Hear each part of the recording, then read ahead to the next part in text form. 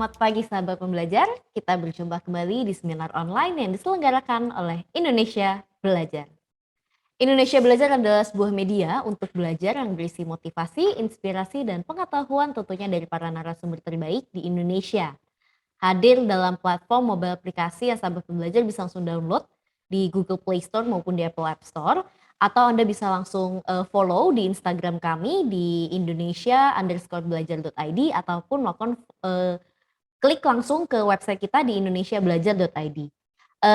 Dan bagi Anda yang memiliki Facebook, Anda juga boleh untuk melakukan like pada Facebook fanpage kami di indonesiabelajar.id. Dan sahabat pembelajar, bagi Anda yang belum masuk ke dalam grup WA kita, boleh langsung memberikan nomor WA sahabat pembelajar di dalam kolom chat. Nanti kita akan langsung masukkan ke dalam grup WA. Perkenalkan sahabat pembelajar, nama saya Jessica yang akan memandu seminar online kita hari ini. Dan seperti biasa ya, setiap hari Senin kita menghadirkan seseorang yang luar biasa untuk memulai minggu kita dengan yang sehat-sehat, yaitu siapa? Beliau adalah Bapak Halim Siang. Bapak Halim Siang merupakan co-founder of Ray Institute, Center for Fitness Excellence, promotor hidup sehat yang bermisi mengajak, mengedukasi, dan mencerahkan sebanyak mungkin orang untuk hidup sehat lebih awal dalam upaya mewujudkan kualitas hidup lebih baik dan usia harapan hidup lebih lama tentunya. Selamat pagi Pak Halim, apa kabar? Selamat pagi Bu Jessica, selamat pagi juga sahabat pembelajar semua.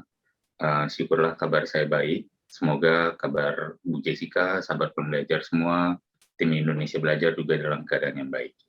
Amin. Pak Halim semakin hari semakin cerah ya terlihatnya ya. Tentunya pasti banyak tips olahraga hari ini. Nah, Pak Halim dan juga sahabat pembelajar, tema seminar online kita hari ini sangat menarik, yaitu adalah Proven Strategies to Stay Youthful. Nah, kita memang bertambah umur secara kalender ya, tetapi seringkali kita itu menua lebih cepat dari jalannya waktu. Nah, hari ini kita akan membahas bersama-sama dengan Pak Halim strategi alami untuk awet muda. Wah, luar biasa sekali nih. Jadi bagi sahabat pembelajar jangan keluar dulu sampai kita benar-benar selesai, dan bagi Anda yang ingin bertanya, Anda boleh langsung tulis saja pertanyaan di dalam kolom chat. Nanti pada saat sesi tanya jawab kita akan bahas satu persatu, dan bahkan apabila Anda ingin langsung berbicara dengan Pak Halim, Anda boleh sekali untuk melakukan raise hand, nanti saya akan persilahkan Anda untuk membuka mic dan juga membuka videonya ya. Oke, tanpa berlama-lama lagi Pak Halim dan juga sahabat pembelajar, kita langsung mulai saja. Bagaimana nih Pak Halim mengenai proven strategies to stay youthful? Silahkan Pak. Ya, baik Bu Jessica, terima kasih. Terima kasih sahabat pembelajar sudah bergabung ya pada pagi hari ini. Saya izin untuk coba share screen supaya ada sedikit struktur untuk apa namanya. Ya, baik, makasih. Jadi sebenarnya kalau kita terjemahkan dalam bahasa Indonesia, bahasanya adalah strategi yang terbukti untuk tetap muda ya gitu ya, tetap memiliki kualitas-kualitas fisik, kognitif saat kita masih muda. Jadi apa saja gitu kira-kira ya. Sebenarnya kalau kita melihat youthful qualities itu apa aja yang di kiri, misalnya kekuatan otot, waktu kita muda kita kuat, waktu tua katanya sudah semakin melemah. Waktu muda nggak pernah ada kekhawatiran osteoporosis. Waktu tua, osteoporosis pun mendekat. Waktu muda, mungkin kulit-kulitnya lebih kencang, ya, hormon juga berperan dalam kekencangan kulit, rambut juga masih lebih lebat, dan bahkan mungkin sexual drive juga masih bagus, tapi waktu tua semuanya sudah menjauh. Stamina juga begitu ya, apalagi misalnya kekebalan tubuh. Ada istilah yang namanya immunosenescence, yaitu seperti sarkopenia, seperti osteopenia, yang sifatnya penia-penia itu sebenarnya adalah kondisi alami, penurunan alami pada tulang, pada otot, ya, dan pada hormon semuanya juga, dan juga termasuk pada kekebalan tubuh yang disebabkan oleh simply menuanya usia. gitu ya. Kemudian ada juga kinerja organ juga pasti lebih turun ya. Makanya misalnya kelenjar-kelenjar hormon berfungsi dengan lebih sedikit memproduksi lebih sedikit daripada dulu. Berarti kinerjanya juga sudah mulai ter apa namanya terkompromis ya. Kemampuan pulih juga misalnya waktu luka, waktu muda kita cepat sekali gitu lukanya cepat kering, cepat tertutup. Waktu cedera cepat balik untuk berlari gitu ya. Sementara kalau misalnya jatuh yang sama di usia tua, konsekuensinya bisa patah tulang, bisa meninggal bahkan ya. Dan kemampuan kognitif, kemampuan untuk belajar, untuk memori, kemampuan untuk berinteraksi juga sudah lebih buruk gitu. Nah, ini semua kalau kita miliki masih youthful qualities itu kita pertahankan terus, implikasinya apa? Yang pertama yaitu ya, yang sekarang kita beralih ke kanan, jauh dari penyakit degeneratif. Seperti kita ketahui, penyakit degeneratif itu penyakit-penyakit yang sebenarnya cukup mahal untuk perawatannya. Misalnya di rumah sakit, ya, misalnya untuk pasang ring berapa kalau ada masalah jantung. Kalau ada masalah dengan diabetes, gula darah, katanya tergantung obat seumur hidup. Kalau ada masalah dengan misalnya apalagi gitu ya, bahkan akibat dari diabetes, luka sedikit saja di kaki, konsekuensinya adalah amputasi. Kalau tidak mau lukanya menjalar ke seluruh tubuh sampai mengakibatkan meninggal dan harus dikorbankan kakinya untuk dipotong. Komplikasi sampai ke ginjal bahkan ya. Kemudian ya banyaklah ya. Semua biaya-biaya itu memang mempertahankan kita hidup lebih panjang, tetapi dengan kualitas hidup ya yang lebih buruk, biaya yang keluar juga sangat banyak. Konsekuensinya waktu kita meninggal pun kita meninggal miskin gitu ya. Kemudian yang lain adalah apa? Misalnya kita juga lihat lebih produktif, banyak aktivitas, bisa travel ya. Umur panjang juga sebenarnya berasal dari sini ya, bahwa kita memiliki satu sense of purpose in life gitu. Saya paling ingat Alex Ferguson ya, salah seorang manajer bola yang sangat terkenal dan legendary. Beliau menceritakan kisah tentang ayahnya waktu yang seumur hidup adalah pekerja pabrik.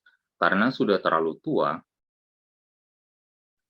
ayahnya harus retire karena sudah tidak produktif lagi, sudah tidak sehebat anak-anak muda yang bersedia dibayar murah gitu ya. Sehingga akhirnya harus retire. 2 tahun setelah retirement, ayahnya meninggal. Sesimpel karena tidak ada lagi tujuan hidup. Merasa bahwa hidupnya bermanfaat apabila ada kerja. Tetapi tidak produktif, tidak ada kerja, tidak ada tujuan baru. Kalau kerjaan sudah selesai, nggak merasa ada tujuan baru lagi. Kelar hidupnya. Gitu ya. Jadi kalau kita ingin mewujudkan hidup yang lebih berkualitas, yang lebih panjang, juga berpotensi panjang, sense of purpose kita harus kuat. Ya. Dan kita juga perlu isi sense of purpose itu dengan actions, dengan tindakan yang memang menghasilkan, baik itu secara aktivitas, produktivitas, maupun bahkan melihat dunia misalnya ya, atau melihat setidaknya Indonesia dulu. Metabolisme yang lebih optimal sehingga akhirnya tubuh kita membakar lebih tinggi saat istirahat, lemak menjadi lebih rendah, dan otomatis tubuh menjadi lebih ringan dan kuat. Bayangkan kalau misalnya perbedaannya tubuh yang sehat, yang ringan, yang kuat, dibandingkan dengan tubuh yang kurang sehat, yang cepat letih, cepat lelah, yang berat dan lemah. Tuh bayangkan. Berat dan lemah, kemudian dibandingkan dengan yang kuat dan langsing dan ringan. Nah, inilah yang justru ingin kita dapatkan. Dari situ kita dapatkan apa? Agility, kegesitan. Kita dapatkan apa? Aerobic endurance. Kita akhirnya bisa berolahraga, berlari, bekerja lebih lama. Ya, dan tidak mudah lelah, tidak mudah capek. Kemudian lebih banyak kemungkinan dan harapan pastinya dengan kita produktif, eh, hasil kerja yang lebih baik, dan mungkin membuka peluang kita untuk mendapatkan job atau mendapatkan peluang atau mendapatkan eh, fasilitas yang lebih baik gitu ya. Kemudian ya sehubungan dengan misalnya penyakit menular tentu menjadi tidak mudah menular dan tidak mudah tertular juga gitu ya. Bahkan jika tertular pun mungkin gejalanya sedikit ringan atau tidak ada sama sekali, mudah dan cepat sembuh.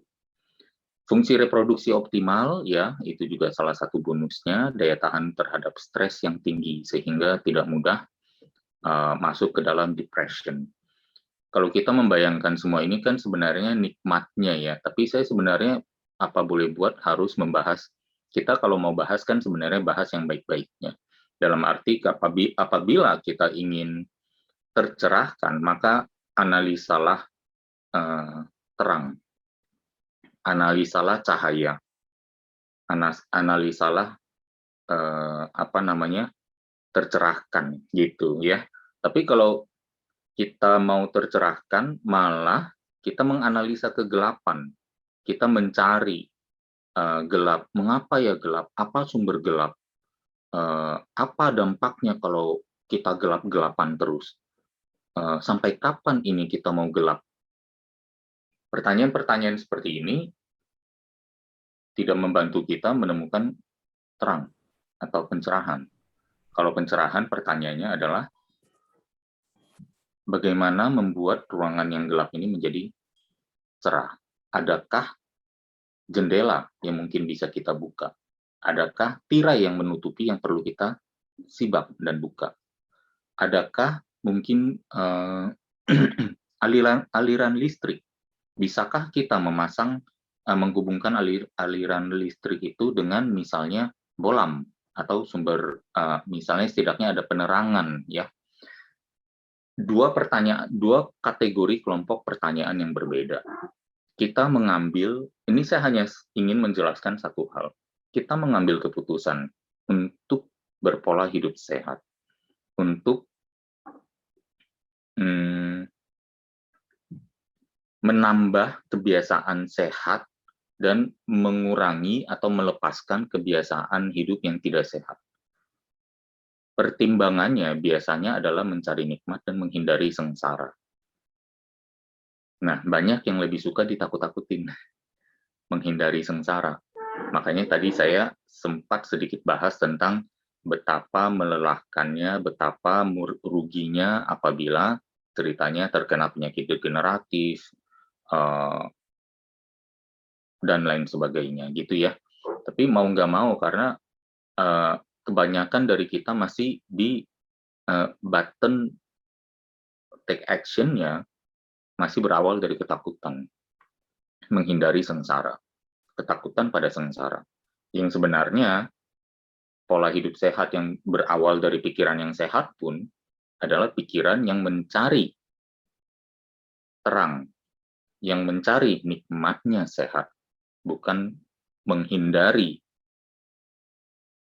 parahnya atau bahaya sakit, gitu ya. Jadi kita dapatkan dulu nih satu, kita on the same page, terutama dalam hal pola pikir yang mewujudkan kesehatan kita. Jadi youthful qualities itu tidak jauh dari menambah kebiasaan hidup sehat dan mengurangi, menjauhkan, dan mencegah masuknya atau mencegah ditambahnya kebiasaan-kebiasaan hidup yang tidak sehat. Ini contohnya, ada garis hijau, ada garis merah, dan ada garis hitam. Kita aksis Y dan X ya, Y yang youthful qualities, sementara X itu adalah umur. Dan kita bisa melihat mungkin seiring kita waktu dari lahir, umur 0, sudah memiliki satu modal yang cukup baik. Dan sampai ke usia remaja, mungkin maksimum di 20, 24, 25, kita berada di puncak kehidupan kita. Dan perbedaannya sudah mungkin dari bayi. apabila kita misalnya berolahraga sekalipun ya, dibandingkan anak yang tidak berolahraga, tidak diberikan kesempatan untuk aktif. Karena anak begitu aktif langsung dibilang jangan bandel. Seolah-olah aktif itu adalah bandel gitu ya. Kemudian kita lanjut nih ya, yang hijau ini meskipun bertambah tua memiliki peluang untuk menikmati semua youthful qualities ini lebih lama. Apabila terjadi penurunan pun ternyata tidak drastis dan masih jauh di atas counterparts-nya yang berada di garis merah atau bahkan garis hitam. Apa garis hitam itu? Garis hitam itu adalah saat kita bertemu dengan medikasi. Tentunya dengan decline yang terjadi, ada titik di mana kita mengatakan, oh iya, saya berarti sudah harus makan pereda gejala. Karena selama ini saya sudah memiliki keluhan-keluhan, gejala-gejala yang tidak menyenangkan. Sehingga saya perlu mengkonsumsi dan membeli secara rutin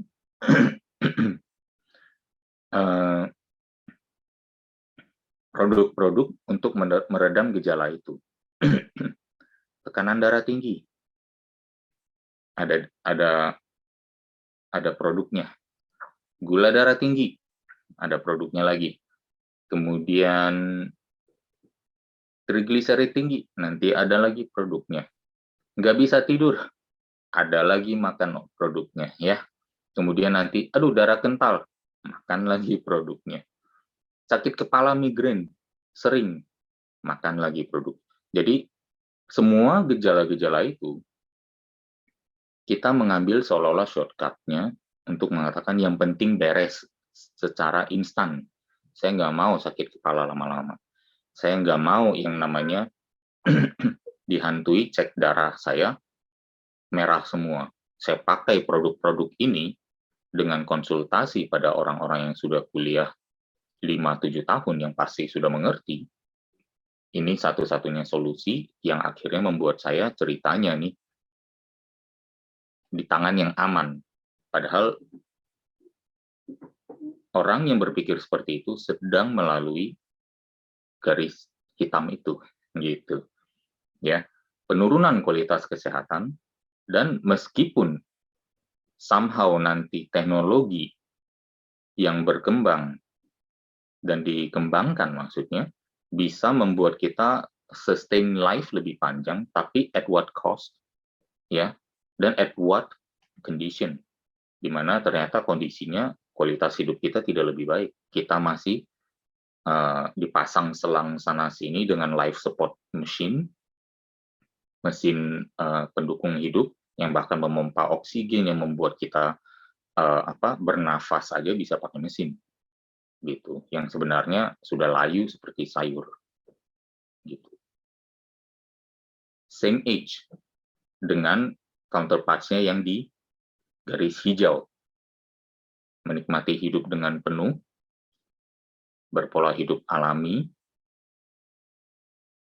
dari muda sudah sadar, memiliki pemahaman yang benar akan pola hidup sehat, sehingga seumur hidupnya adalah tentang kebiasaan-kebiasaan sehatnya dibangun dari mencari nikmatnya sehat. Menjauhkan diri dari kebiasaan-kebiasaan tidak sehat juga dari standpoint, dari sudut pandang mencari nikmatnya sehat. Sementara yang merah dan hitam ini takut sakit. Dan itulah yang mereka dapatkan. Gitu ya. Jadi 2 slide ini saya memang mencoba mendedikasikan, menghabiskan lebih banyak waktu untuk kita bahas ke sana, supaya kita benar-benar on the same page. Apa saja sebenarnya kebiasaan hidup yang membangun atau mempertahankan kita youthful qualities ini? Kekuatan otot, kepadatan tulang, hormon alami yang masih optimal, stamina yang selalu bagus, kekebalan tubuh yang baik, kinerja organ yang baik, kemampuan pulih, kemampuan kognitif, semua masih optimal. Sehingga waktu kita tua, kita tidak pikun, dan kita tidak lupa siapa cucu kita. siapa cicit kita.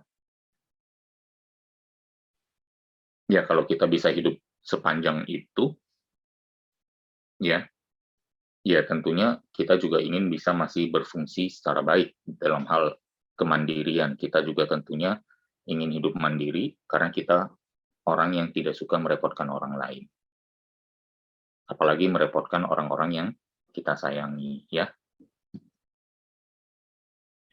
Nah, ini bisa dibaca sedikit, nanti saya sertakan juga PDF-nya. Kita mulai nih sekarang, apa saja sebenarnya yang membuat kita bisa menikmati hidup yang lebih berkualitas, menjaga atau menikmati youthful qualities kita lebih lama. Ternyata sekali lagi latihan beban ya, gitu. Sebenarnya latihan aerobik boleh nggak? Bagus, bagus sekali gitu. Hanya latihan aerobik sudah sangat populer, sudah sangat umum untuk dijalankan, tetapi ternyata latihan beban, pemahaman atau acceptance masyarakat terhadap latihan beban mungkin hanya di penduduk yang tinggal di kota, sementara yang di desa mungkin masih pemahamannya belum ada, dan bahkan fasilitasnya apalagi gitu ya. Nah, di sini ada studi yang dilakukan, kalau tidak salah ini dipublikasikan tahun 2019. Judulnya pada dasarnya sederhana, ini juga saya kutip dari bagian konklusi dari penelitian mereka ya, latihan beban sebagai strategi pencegahan yang kuat dan ampuh. Bahasanya adalah potent and robust terhadap sejumlah penyakit kronis dan penurunan mobilitas gerak. Specifically, penurunan mobilitas gerak ternyata lebih bagus pada latihan beban daripada latihan aerobik. Quite simply karena mobilitas gerak membutuhkan kesehatan persendian yang baik, sementara latihan aerobik over the years apa dilakukan terus-menerus menjadi repetitive bouts yang kronik, pengulangan dentuman pada persendian yang kronis, sehingga sooner or later, somehow, persendian akan terkompromi juga kesehatannya. Yang justru malah at the end of the day akan membatasi gerak atau menimbulkan penurunan mobilitas gerak. Latihan beban tidak demikian, karena dalam melakukannya, latihan beban yang baik tidak menimbulkan dentuman. Coba dipikirkan, waktu kita aerobik, baik itu senam di kelas, ataupun kita berlari dan jogging, bahkan bersepeda yang trekking di gunung misalnya, outdoor, futsal, dan lain sebagainya, bulu tangkis, semuanya melibatkan dentuman sendi, terutama pada ankle, dan pada lutut, dan pada pinggul. Makanya kita bingung, bagaimana ceritanya masyarakat yang demikian getol berolahraga, dalam hal ini aerobik, tetapi di usia tuanya, angka cedera sendi, terutama bahkan angka operasi, statistik operasi sendi panggul, ya termasuk tinggi angkanya. Kok bisa? Padahal sendi panggul itu besar sekali, terbesar di tubuh kita dan paling kuat, dengan jaringan ikat yang sangat-sangat solid dan sangat-sangat kuat kunciannya. Kok bisa bagian yang demikian kuat malah mengalami tingkat cedera dan tingkat operasi statistiknya cukup tinggi? It's sesuatu pengamatan yang harus kita observasi. Kesimpulannya juga tidak akan jauh-jauh dari, mungkin kalau misalnya dibuat hasil suatu penelitian ilmiah khusus, ini akan terkonfirmasi. Gitu. Terkadang saya kalau bicara begitu seolah-olah unscientific. Kamu hanya menggunakan bukti empiris, tidak ada evidence, scientific evidence. Kalau mau tunggu scientific evidence, sudah berarti harus tunggu banyak korban. Ada beberapa hal yang memang tidak perlu seperti itu. Misalnya apa? Contoh, merokok. Perlukah melakukan scientific studies jangka panjang tentang dampak merokok?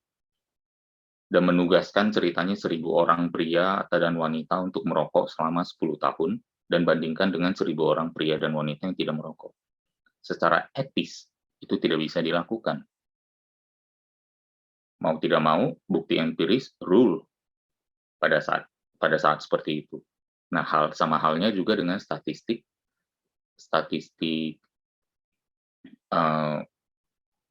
hip fracture yang cukup banyak, sehingga akhirnya harus ada hip replacement surgery misalnya, ya.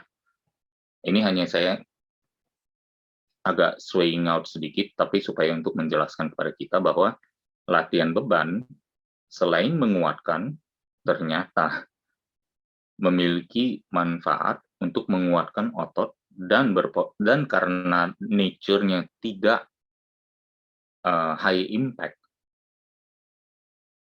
sehingga youthful qualities kita dalam hal mobilitas gerak yang seperti tadi yang saya sampaikan itu lebih berpotensi untuk kita nikmati. Kita lanjut lagi. Ini dari Harvard. Strength training, latihan kekuatan, membangun lebih dari sekedar otot. Yang dalam hal ini artikelnya mengatakan sebenarnya ada di tulang, ya.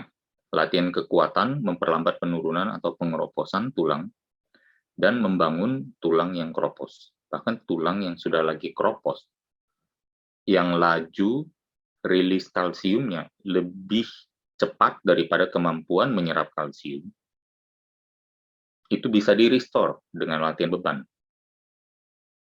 Tapi, kalau sahabat pembelajar hari ini ke dokter osteoporosis, maka akan dikatakan itu tidak mungkin. Itu, ya. Sekali lagi, tapi saya di sini tidak sedang membuat medical claim. Ini hanya scientific, presentasi scientific information. Ya, sumbernya jelas. Jadi saya bukan soal omong kosong lalu membuat satu pihak atau pihak lain terlihat jelek. Bukan seperti itu. Ya. Tekanan dan tarikan beban pada otot rangka menghasilkan tulang yang lebih kuat dan padat. Latihan kekuatan menawarkan manfaat tulang melebihi latihan aerobik. Latihan kekuatan mentargetkan pada panggul, tulang belakang, pergelangan yang menjadi tempat paling sering terjadinya fraktur, retak atau patah. Latihan kekuatan yang menitik beratkan pada tenaga dan keseimbangan meningkatkan kekuatan dan stabilitas, mendorong kepercayaan diri, menunjang pola hidup lebih aktif, mencegah fraktur, dan dengan menurunkan insiden jatuh, dan mengurangi derajat fraktur apabila jatuh. Ini semua dihadirkan dalam artikelnya. Saya mohon maaf, linknya saya lupa sertakan, tapi sebenarnya sesimpel di Google, sahabat pembelajar bisa tulis Strength Training Builds More Than Muscles, Harvard. Ketik itu aja, artikel ini akan keluar di urutan paling tinggi, paling pertama. Selanjutnya adalah hormonal responses, bahwa ternyata latihan pengencangan otot justru adalah tool yang sangat bermanfaat dalam memicu produksi alami produksi alami hormon tubuh kita. Bisa dibayangkan selama ini kita pikir hormon kita kalau udah turun ya turun aja, namanya faktor U, organnya udah jelek, udah tua, ya udah turun hormonnya, pabriknya juga namanya udah usang. Banyak dari kita mungkin hanya berpikir seperti itu, padahal sebenarnya bisa dipicu, bisa distimulasi oleh apa? Environment kita. Environment apa? Latihan beban. Stimulus dari luar. Seperti halnya latihan beban menjadi stimulus untuk merangsang tubuh menyerap kalsium lebih baik, merangsang tubuh, menstimulus tubuh untuk mencegah pelepasan kalsium pada tulang. Latihan beban juga memicu dan merangsang kelenjar-kelenjar hormon, organ-organ produksi hormon tubuh untuk memproduksi hormon secara alami. Kalau ini tidak kita ketahui, mahal. Karena apa? Untuk mendapatkan tambahan hormon supaya naik seperti sedia kala waktu muda, ceritanya kita sahabat pembelajar nih sudah umur 50 tahun dan dikatakan hormonnya sudah setengahnya waktu dia umur 25. Ini ceritanya umur 25, ini umur 50, hormonnya sudah berkurang. Dan kalau pengetahuan kita hanya sebatas untuk bisa menambah ini adalah harus suntikan dari luar, ya sayang. Padahal sebenarnya untuk bisa menambahkan ini dengan latihan beban juga bisa. Lebih murah, alami. Dan itu dose dependent. Jadi semakin intensitas latihan kita tepat, naiknya bisa lebih daripada apa yang kita bayarkan untuk suntik. Dan ini kita berbicara harganya sekali datang ke klinik itu aja bisa jutaan rupiah. Belum harga bayar konsultasinya. Padahal mudah dan murah. Nggak usah ke gym, nggak usah member di gym. Berolahraga di rumah saja sudah menghasilkan itu. Produksi hormonnya. Bayangin, dan ini juga instan loh. Jadi bagi yang bermental instan, ini lebih instan lagi. Karena tidak perlu mandi, tidak perlu bersolek untuk mendatangi klinik terdekat, atau bahkan untuk mendatangi klinik yang ceritanya sudah terkenal, yang ternyata jaraknya lebih dari 1 jam dari rumah, langsung berolahraga. Nggak perlu mandi, nggak perlu bersolek, olahraga aja langsung sampai keringetan. Dengan latihan beban. Diproduksi dong hormon yang sama, gratis. Enggak, tapi kita manusia makhluk yang unik. We want it the hard way. Ya, harus bayar untuk sesuatu yang bisa dapat gratis. Coba dipikirin, smart atau enggak? Gitu ya. Kita lanjut. Dampak latihan beban terhadap health-related quality of life. Nah, ini justru adalah hal-hal yang kita namakan tadi youthful qualities tahun 2019, ya. Latihan beban untuk peningkatan kualitas hidup. Dampak terbesar atau paling signifikan pada kesehatan mental dan keluhan rasa sakit. Setelah menyingkirkan hasil dari satu studi, 15 studi lainnya menunjukkan peningkatan signifikan pada fungsi peran emosional, peran sosial, dan peran fisikal. Sangat jelas, studi ini mendukung latihan beban untuk meningkatkan health-related quality of life, ya, pada orang berusia lanjut.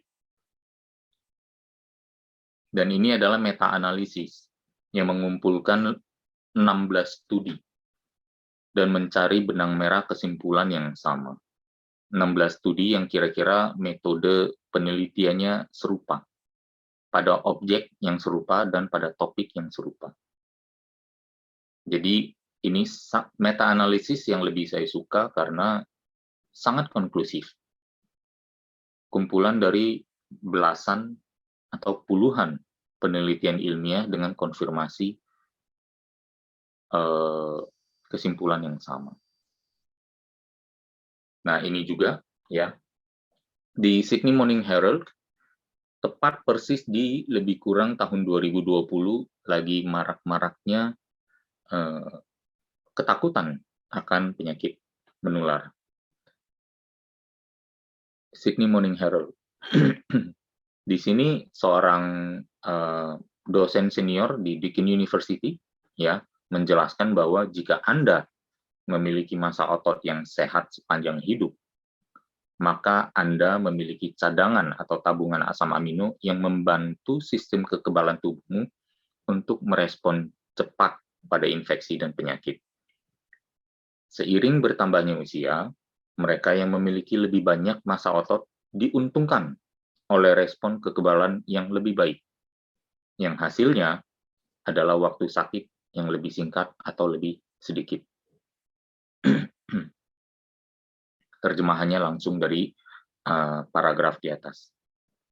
Tapi dengan bagusnya peran otot ini, berapa banyak di masyarakat kita yang masih takut sama otot, yang masih geli sama otot, yang masih jijik sama otot, yang masih nggak mau kelihatan kayak dia. Think about it. Hanya karena kita salah judging kepada otot, bahwa otot membuat penampilan menjadi menjijikkan, kita menganggap otot itu musuh, kita hindari, tapi kita deket-deket sama polusi seperti rokok. Coba dipikirin. Mirip nggak sama masyarakat yang menghindari orang-orang tanpa gejala, lalu deket-deket dan minta dan antri terhadap cairan ajaib? This is what's happening di masyarakat kita sekarang. Are you gonna stay that way, or are you gonna wake up in light, menjadi cerah, tidak lagi takut pada terang, jangan nyaman ada di dalam kegelapan.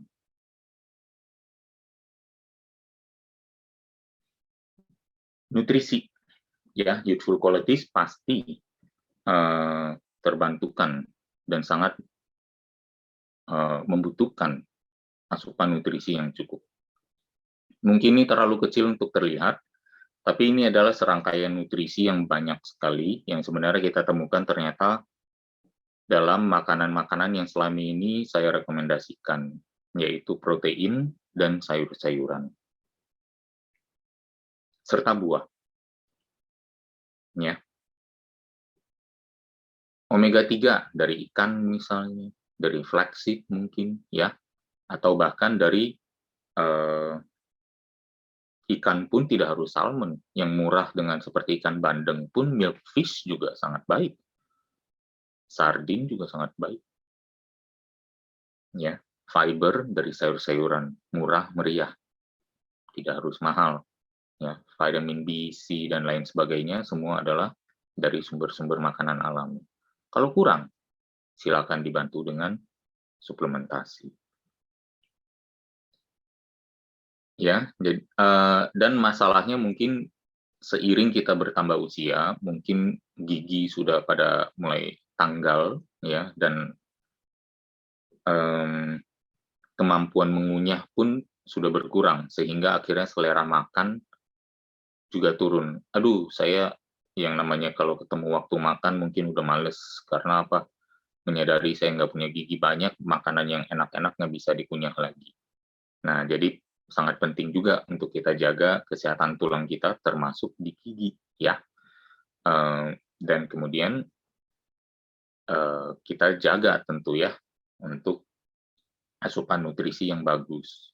Nah, itu justru meningkatkan risiko dengan rendahnya nafsu makan, rendahnya kapasitas mengunyah, akhirnya membuat kita di usia lanjut yang sebenarnya masih perlu nutrisi, malah menjadi males makan, udah males makan, males gerak.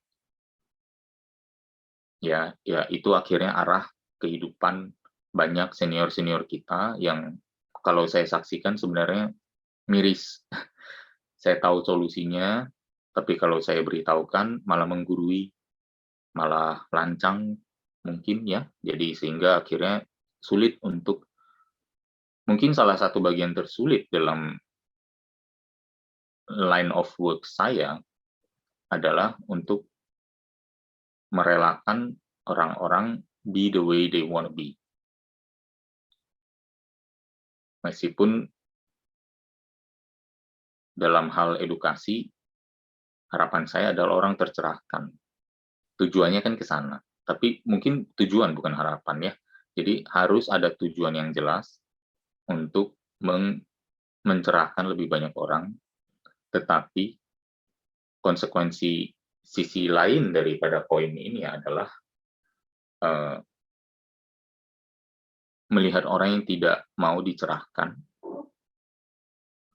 dan kita tahu nasib ujung akhirnya seperti apa. Saya nggak bilang nasib akhir saya akan lebih bagus dari mereka. Bukan jaminan, tapi setidaknya saya berusaha. Dan di saat saya berusaha, maka kalau misalnya gagal, tidak ada penyesalan. Karena ingat, orang yang menyesal adalah sudah tahu apa yang perlu dilakukan, tidak menjalankannya, menerima konsekuensinya, baru menyesalkan. Jadi kalau yang sudah tahu dan menjalankan, tetapi tetap menerima konsekuensi, tidak ada penyesalan. Nah, kira-kira seperti itu ya.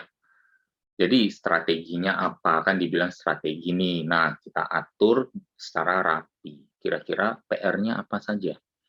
Latihan otot tubuh dengan latihan beban. 3 kali per minggu aja, dimulai dari 15 menit per sesi. Ya, 15 menit pun kalau misalnya terlalu banyak, 5 menit per sesi. Mungkin 2 kali sehari. Pagi dan sore. Sebelum mandi lah, paling pas. Jadi biar setelah olahraga, keringetan, biarkan kering sebentar, mandi. Ya, latih seluruh bagian tubuh karena kekuatan otot dan tulang adalah site spesifik. Di mana kita latih, di sana dia kuat. Di mana kita latih, di sana dia terbentuk dan menjadi lebih bagus. Ya, penuhi kebutuhan gizi, perbanyak protein dan sayuran, buah dan air minum secukupnya. Akan baik apabila bisa menerapkan puasa berkala atau misalnya intermittent fasting. Manfaatnya seperti autofagi, peningkatan imun, membunuh banyak sel-sel atau merusak atau mengkonsumsi banyak sel-sel ganas di tubuh untuk dijadikan nutrisi, ya sudah risetnya bahkan sudah mendapatkan pengakuan hadiah Nobel. Bila kurang, dapatkan bantuan dari suplementasi. Tapi tentunya yang utama tetap dari makanan utuh. Istirahat teratur, tetapkan jumlah tidur yang cukup, tetapkan waktu bangun yang konsisten, ya, kemudian tarik mundur untuk dapatkan jam tidurnya. Coba untuk setidaknya be in bed, meskipun belum bisa merem, meskipun otak masih jalan, tetapi dibangun. Sesulit apapun, we have to try somehow. Ya. Kemudian kurangi stres dan toxicity, termasuk paparan pada environment. Ya. Kita sedang berbicara tentang epigenetics. Nasib sel tidak tergantung terhadap apa yang ada di dalam dinding selnya. Nasib sel tergantung kepada apa yang ada di luar dinding sel. Nasib kesehatan kita tergantung pada kita mengadopsi latihan beban yang ada dari luar kita ke dalam hidup kita atau bukan. Atau kita mengadopsi teman-teman perokok yang kita kumpul dengan mereka, sambil kita merokok, kita hirup juga secara pasif asap-asap rokok mereka. Tergantung environment kita. Nasibnya kita ada di sana. Make new friends. Join gym, kita likely untuk bertemu dengan orang-orang fitness center misalnya, kita likely untuk bertemu dengan orang-orang yang tidak merokok, yang lebih menjaga pola makan, yang memiliki goal yang sama sehingga ada komunitas di sana untuk kita saling bertukar informasi, saling memompa motivasi. Ya, kira-kira seperti itu. Jadi semoga bisa menjadi satu, saya tidak akan pernah berhenti ya untuk mempromosikan kegiatan-kegiatan ini. Jadi usia bertambah identik dengan penurunan fungsi dan kesehatan tubuh. Namun penurunan ini bisa ditunda dan diperlambat. Jadi apabila saat kita karena faktor usia sudah mengalami penurunan tajam, jangan jadikan alasan untuk tidak memulai kebiasaan hidup sehat. Jangan gara-gara tubuh sudah ada penyakit, malah merasa tidak perlu menerapkan pola hidup sehat, lalu memaku diri pada medikasi saja. Mayoritas keluhan penyakit juga sebenarnya datang dan hadir gara-gara kita tidak menerapkan kebiasaan hidup sehat sejak awal. Lakukan mumpung masih sehat. kondisi sakit hanyalah titik awal lebih buruk untuk memulai, tetapi sama sekali bukan alasan untuk tidak memulai. Kira-kira demikian dari saya, semoga bermanfaat adanya. Mohon maaf apabila ada yang kurang berkenan. Saya kembalikan lagi ke Bu Jessica dan ke tahap selanjutnya. Terima kasih. Siap, luar biasa sekali Pak Halim. Ini sangat mencerahkan kita semua di sini ya, supaya kita tidak menunda-nunda lagi untuk berolahraga, supaya kita bisa langsung mulai. Apalagi tadi Pak Halim sudah memberikan strateginya, luar biasa sekali. Nah, sahabat pembelajar, kita akan langsung mulai saja sesi tanya jawabnya. Kebetulan ini juga sudah ada beberapa pertanyaan di dalam kolom komentar. Tapi sebelum itu saya akan ingatkan kepada sahabat pembelajar untuk masuk ke dalam grup kita. Kenapa grup WA? Karena nanti Pak Halim akan menyerahkan juga ke grup kita materi kita hari ini ya. PDF-nya nanti Pak Halim akan share di sana. Nah, sahabat pembelajar, ini kita langsung mulai saja sesi tanya jawabnya. Kita langsung mulai dari pertanyaan Bapak Biondi. Saya akan bacakan. Coach, saya mau bertanya, apakah besar pengaruhnya dengan peningkatan hormon testosteron terhadap ketergantungan obat pereda penyakit, terutama itu diabetes? Lalu, adakah cara peningkatan hormon testosteron yang aman tanpa ketergantungan obat? Silahkan Pak Halim. Iya Pak Biondi, terima kasih pertanyaannya. Sebenarnya tadi sudah dijawab. Saya rasa satu-satunya cara alami untuk meningkatkan testosteron, salah satu hormon di dalam tubuh kita, ya adalah dengan latihan beban, gitu ya. Jadi jawabannya cukup sesingkat itu sebenarnya. Jadi kalau misalnya memicu pertumbuhan testosteron dengan obat-obatan bukan satu hal yang saya rekomendasikan. Semoga terjawab. Oke, jadi memang sekali lagi itu Pak Halim memberikan lebih baik alami daripada obat-obatan ya. Terima kasih Pak Halim, semoga terjawab Pak Biondi pertanyaannya. Pertanyaan berikutnya juga dari Pak Biondi, Coach, apakah yang dimaksudkan itu dalam latihan beban itu juga bisa ya menjaga fondasi tulang dan menjaga dentuman dari latihan aerobik? Jadi dalam proporsinya latihan bebannya berapa persen, lalu aerobiknya itu berapa persen per minggu. Misalnya dalam latihan lari dengan latihan beban kaki untuk menjaga fondasi lari. Terima kasih Pak Biondi, silakan Pak Halim. Iya, saya rasa dengan otot yang lebih terlatih, lebih kuat, ya perlu dipahami juga sebenarnya massa otot itu pertumbuhannya tidak cepat, bahkan peningkatan kekuatan otot adalah lebih kurang 8 kali lebih cepat daripada pertumbuhan otot massanya. Jadi saya rasa peningkatan kekuatan itu pasti akan bermanfaat ya untuk membantu kita dalam kembali lagi lari juga ada elemen teknik mendaratnya, teknik lontarannya. Jadi sehingga itu juga yang perlu mungkin dipelajari dan tekniknya diulang-ulang terus ya agar mendapatkan yang namanya output lari yang lebih aman, yang risikonya mungkin lebih rendah. Jadi hampir sama saya rasa misalnya dengan seorang misalnya pemain bulu tangkis. Kalau ototnya lebih kuat sebelum terjadi peningkatan massa yang banyak, tapi karena ototnya sudah lebih kuat, dengan teknik yang benar pasti smash-nya bisa lebih kencang. Gitu. Pasti penempatan bolanya bisa lebih akurat. Jadi aplikasi tekniknya akan sangat terbantu oleh kepemilikan otot yang terlatih, baik itu secara kekuatan atau secara massa. Kira-kira seperti itu. Baik, terima kasih Pak Halim, Pak Biondi semoga terjawab.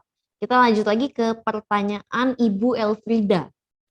Mau tanya Coach, seberapa intensitas latihan beban untuk usia 50 tahun ke atas agar mampu meningkatkan produksi hormon? Dan hormon apakah yang ditingkatkan produksinya dengan latihan beban ini? Silahkan. Ya, terima kasih Bu Elfrida. Sebenarnya intensitasnya perlu cukup tinggi, ya. Tapi kita kan bisa mulai dulu dari awal, ya. Kalau misalnya di tahap pemula intensitas kita kurang, ya tidak apa-apa. Yang penting kita lay the groundwork dulu, gitu. Ibaratnya misalnya nih ceritanya testosteron itu kalau kita bangun rumah adalah kita berbicara tentang bagaimana caranya kita membangun atap yang bagus gitu. Ya, atap yang bagus tidak mungkin ada tanpa misalnya support beam yang bagus.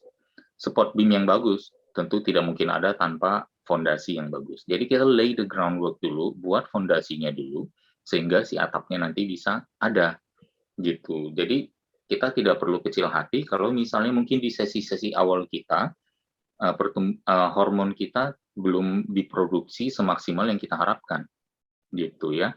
Tetapi saya yakin tidak ada hard work yang digabung smart work yang sia-sia gitu. Ya, kalau sehubungan dengan usia 50 tahun ke atas, lakukan saja. Kalau 50 tahunnya juga berbeda-beda. Ada yang pemula, ada yang lanjutan, advance. Ya, ada misalnya seorang rekan pengajar di Rain Institute, Dr. Barum Syahsyarudin, umur beliau 70 tahun, lebih kurang 2 minggu lalu merayakan ulang tahunnya ke-70. Ya, ototnya masih banyak, kekuatannya tinggi, dan setiap minggu masih lari 30-50 km. Dan beliau tentunya untuk meningkatkan hormon dalam fisiknya, terutama misalnya testosteron dan growth hormone, hormon pertumbuhan, itu pasti memerlukan intensitas yang sudah tinggi karena kepemilikan ototnya juga banyak dan kekuatannya juga tinggi. Sementara di usia 50 tahun seorang pemula, tentu dia hanya bisa melakukan mungkin olahraga 5 menit dulu. Gitu. Tapi itu semua nanti akan gradually naik ke level yang optimal gitu. Jadi kita hanya perlu lay the groundwork dulu apabila ternyata usia 50 tersebut adalah seorang pemula, tapi kalau memang sudah advance berarti latihannya bisa lebih tinggi lagi. Sesuai kapasitas masing-masing. Semoga terjawab Bu Elfrida. Terima kasih Pak Halim, Bu Elfrida semoga terjawab. Kita lanjut lagi ke pertanyaan berikutnya. Coach, saya mau tanya, bagaimana mengendalikan keaktifan anak dalam melepaskan hormon? Lalu, apakah perlu diberikan gadget di usia aktifnya? Lalu, apakah pada masa 4 tahun ke atas itu diperbolehkan diajarkan atau diarahkan angkat beban, walaupun ringan? Silahkan. Iya, saya jawab mungkin dari pertanyaan terakhir dulu.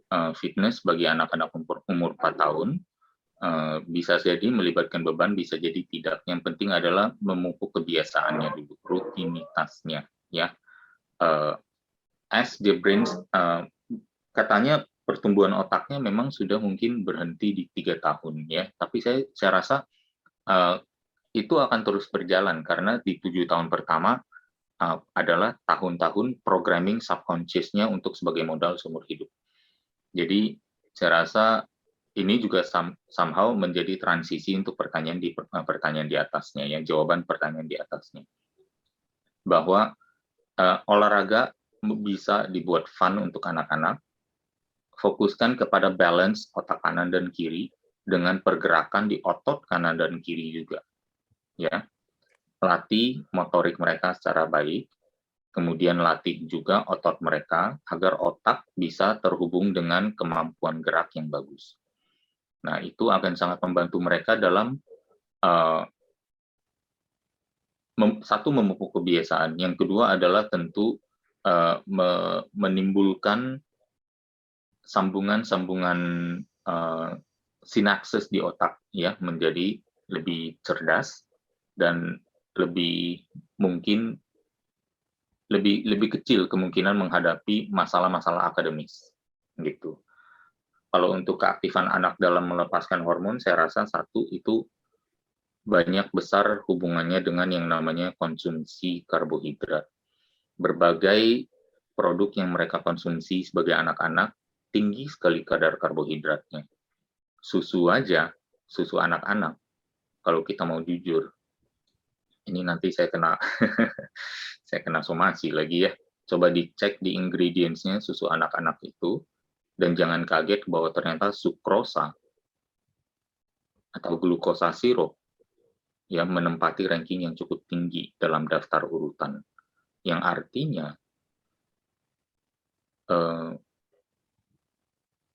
komponennya atau kandungannya cukup tinggi. Dan ini berhubungan dengan gula darah yang naik, yang selanjutnya akan membuat mereka menjadi hyper gara-gara sugar high. Terkadang kita menyalahkan anak itu bandel, nggak nurut, padahal dia sendiri nggak tahu mengapa dia seperti itu. Dia hanya, itu adalah kebutuhan dari dalam tubuhnya untuk melepaskan semua gula yang berlebih. Asalnya dari asupan gula yang kita berikan. Makan nasi, minumnya susu yang manis, yang ada sukrosanya. Kemudian setelah makan, minum lagi apa? Sirup. Gitu. Makan lagi apa? Gorengan yang ada tepungnya. Terus kalau nggak mau makan, biar buru-buru, biar cepet, kasih susu lagi. Terus nanti dikasih apa? Ya, mie instan. Gitu. Karbo, karbo, dan karbo, dan karbo. Lalu mereka hyper, kita salahin dianya bandel. Coba kasih low carb, saya jamin tuh anak ngantuk, males, udah jalan-jalan. Kalem jadinya. Jadi sebenarnya ini yang menjadi masalah gitu, bahwa ternyata anak-anak kita pun sudah terekspos pada begitu banyak toksisitas melalui produk-produk yang kita anggap baik. Gitu. Jadi berhati-hati di sana ya.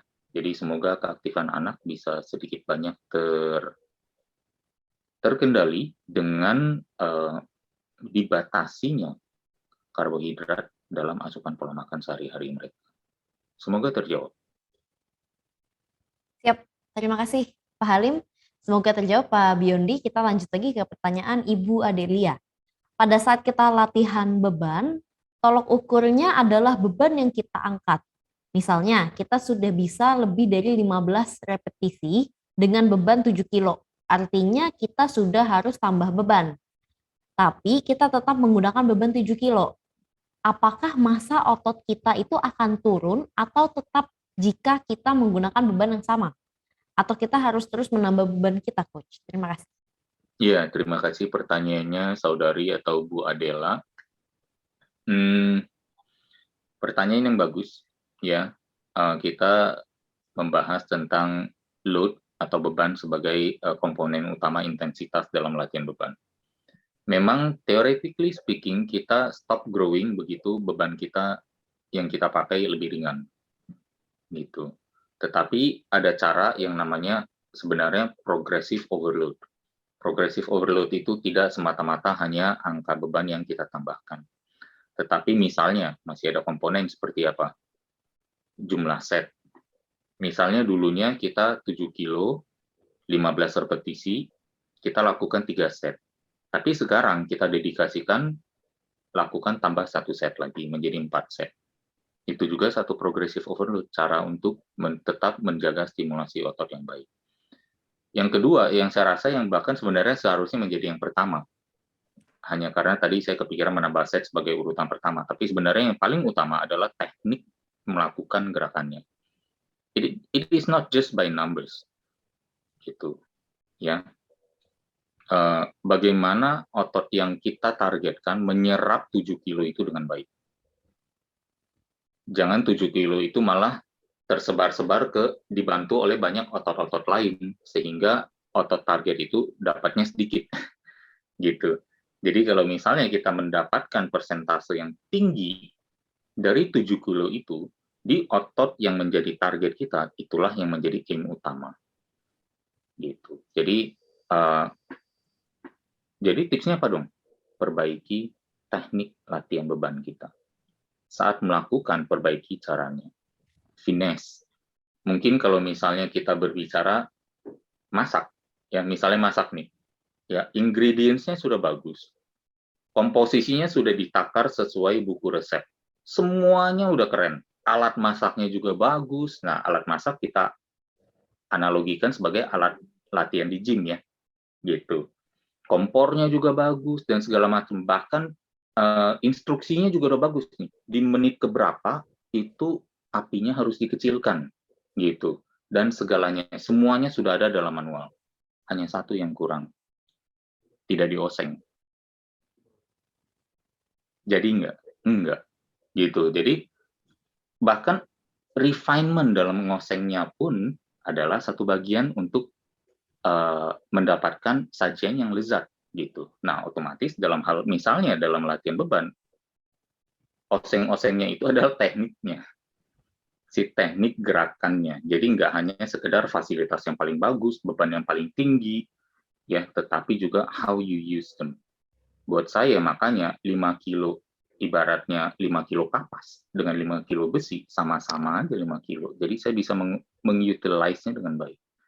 Gitu. Jadi sama seperti jam tangan sebenarnya.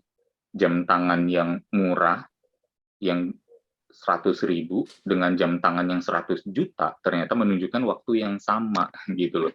Jadi buat saya ada di sana sebenarnya menjadi concern-nya bahwa kita back to esensinya, bahwa dalam latihan beban esensinya adalah stimulasi otot.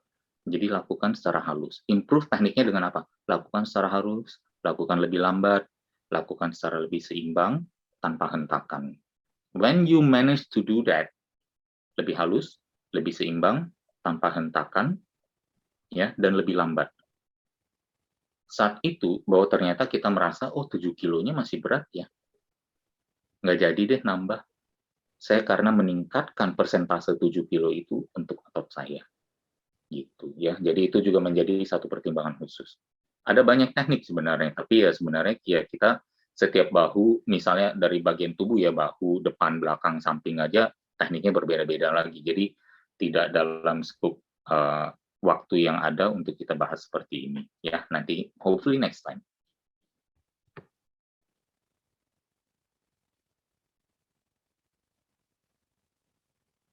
Terima kasih, Coach. Semoga terjawab. Nah, ini sudah ada komentar juga dari Bapak Biondi. Wah, untuk sehat harus kembali ke 3 pilar kebugaran, yang pastinya olahraga teratur, nutrisi dari makan nutrien, dan mikronutrien baik dan terjaga, dan juga istirahat dijaga untuk recovery. Noted, Coach. Terima kasih juga Pak Biondi sudah komentar. Nah, ini kita lanjut lagi ke pertanyaan berikutnya dari Ibu Cut Fitria. Selamat siang, Coach Halim. Coach, saya punya riwayat diabetes dari kedua orang tua saya. Saya khawatir kandungan visceral fat dalam tubuh saya. Bagaimana cara saya agar bisa menghindar dari visceral fat tersebut untuk meminimalisir riwayat diabetes saya? Terima kasih, Coach. Terima kasih juga, Bu. Iya, Bu Cut Fitri ya. Terima kasih pertanyaannya. Ya, cukup dijalankan saja tadi ya, youthful strategies-nya. Specifically memang latihan beban juga sangat bagus untuk mengurangi resistensi insulin. Dan bahkan mungkin untuk presentasi atau seminar Zoom meeting ini di Indonesia Belajar sudah setidaknya 2 atau 3 kali saya membahas tentang resistensi insulin. Setidaknya 3, ya. 1 tentang resistensi insulin, 1 untuk yang sifat judulnya kalau nggak salah lebih direct terhadap diabetes tipe 2, dan yang ketiga tentang HbA1c. Jadi nanti video-video itu bisa dicek lagi satu persatu untuk ditemukan strateginya. Tidak akan jauh berbeda dengan strategi yang tadi saya urai di mendekati slide terakhir. Nanti tinggal dijalankan aja. Dan let me know what you think ya. Mungkin dilakukan pengetesan aja, bahkan dengan orang tuanya ya. Orang tua yang sudah punya diabetes, coba dilakukan apa yang saya sarankan dalam seminar hari ini. Dan cek setelah 2-3 bulan hasilnya seperti apa. Saya yakin akan membaik ya. Semoga demikian adanya. Thank you. Thank you, Pak Halim. Bu Cut, semoga terjawab. Nah, sahabat pembelajar ini, sahabat pembelajar bisa masuk ke grup WA-nya kita. Nanti pada saat Anda sudah masuk, kita bisa men-share YouTube link-nya kita. Jadi, sahabat pembelajar bisa cek di YouTube channel kita di Indonesia Belajar Official.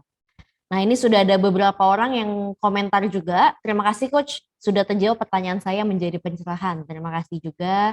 Ini juga sudah ada yang komentar. Komprehensif jawabannya. Thank you so much. Nah, ini juga dari Ibu Naomi. Benar, Coach. Kemarin saya coba gerakan lengan. Rasanya lebih tajam. 2 hari kok belum hilang. Perlu gerakan yang tepat. Tidak ada pertanyaan, Coach. Hanya terima kasih untuk pencerahannya. Terima kasih, Ibu Naomi. Ini juga ada dari Bu Adela. Terima kasih, Coach. Jawabannya sangat memuaskan. Terima kasih. Nah, Ini ada dari komitmen sejahtera. Coach, untuk Ya. tingkatkan testosteron selain latihan beban, apa yang oke ya tanpa obat? Silakan. Oke, saya coba menjawab dengan pertanyaan nih ya. Memang apa salahnya dengan latihan beban sehingga tidak mau dilakukan lalu mencari cara lain gitu. Ya, jadi do your research, please let me know karena saya nggak tahu juga ada cara lain selain latihan beban yang alami gitu ya. Jadi misalnya hal-hal lain ya support nutrisi ya perlu karena konon katanya mineral yang sangat berhubungan dengan testosteron juga adalah zinc ya. Jadi mungkin menjaga agar tidak defisiensi atau tidak kekurangan zinc mungkin menjadi salah satu kunci juga ya, nutrisi tapi ya. Jadi ini it's all about seperti tadi yang Pak Bion disampaikan juga ya, bahwa ya itu 3 pilar utama, olahraga teratur, nutrisi teratur, istirahat teratur. 3 hal yang semuanya ada di dalam tangan kita untuk kita lakukan. Ya, yang menentukan ulah perilaku kita, yang nantinya menentukan nasib kesehatan kita di ujung usia. Gitu kira-kira seperti itu. Semoga terjawab Bapak atau Ibu komitmen sejahtera. Terima kasih Pak Halim, semoga terjawab Bapak atau Ibu komitmen sejahtera. Dan sahabat pembelajar, tidak terasa sekarang sudah jam 11 lewat. Mungkin sebelum kita benar-benar tutup, Pak Halim boleh memberikan sebuah closing statement. Silakan Pak Halim. Ya, baik. Terima kasih Bu Jessica, terima kasih sahabat pembelajar, terima kasih tim Indonesia Belajar ya, sudah selalu setia menemani dan mendengar ocehan saya. Semoga ada manfaatnya. Hopefully minggu depan kita bisa ketemu reguler lagi. Basically knowledge is potential power. Saya selalu sampaikan itu ya. Knowledge hanya potential power. Yang menjadi power sesungguhnya adalah applied knowledge, pengetahuan yang diaplikasikan. Jadi ini adalah soal aplikasinya. Semoga mungkin di kolom chat nanti lebih banyak lagi testimoni tentang apa yang telah diaplikasikan. Ya, semoga demikian adanya. Salam untuk semuanya. Terima kasih. Semoga kita ketemu lagi minggu depan. Siap, luar biasa sekali. Terima kasih Pak Halim atas pencerahan hari ini. Dan saya juga ucapkan kepada sahabat pembelajar, terima kasih yang sebanyak-banyaknya karena kita sudah berkumpul di sini bersama-sama mendengarkan Pak Halim. Dan saya akan ingatkan lagi kepada sahabat pembelajar, bagi Anda yang belum masuk ke dalam grup WA, Anda boleh langsung tulis saja nomor WA sahabat pembelajar di kolom komentar, nanti kita akan langsung masukkan ke dalam grup WA. Karena nanti di dalam grup WA, Pak Halim akan memberikan materi kita hari ini, dan juga apabila sudah masuk ke YouTube kita akan langsung memberikan link YouTube-nya. Terima kasih, luar biasa sekali Pak Halim. Terima kasih juga sahabat pembelajar. Kita akan berjumpa lagi di minggu depan. Stay safe and stay healthy. Thank you.